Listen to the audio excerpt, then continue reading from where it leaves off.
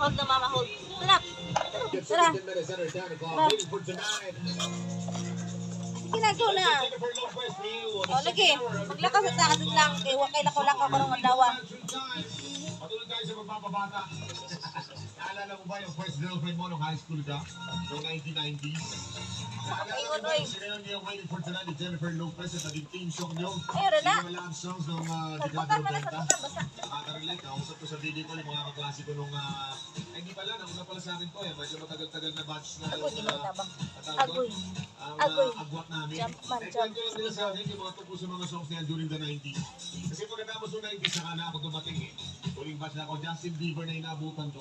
Nasa video call kasi sila ngayon, kausap ko. Ano, yun yung mga namuhay ng 90s. Yun yung mga pa-share ko lang. Yung people, Lingkod ka? hindi ko sila kilala. Love. Pero yun yung mga uncle ko, ang auntie ko na kung tawagin. Love. Sina Uncle Rodel, si Uncle Jerry, sina Auntie Okay, good Sherry. job. Kaya mga kausap ko sila sa Hi, ate. Hi. Hi. Patuloy pa rin sa pag-uwi ko sa inyong mga sounds Tama na. from the 90s. Just play it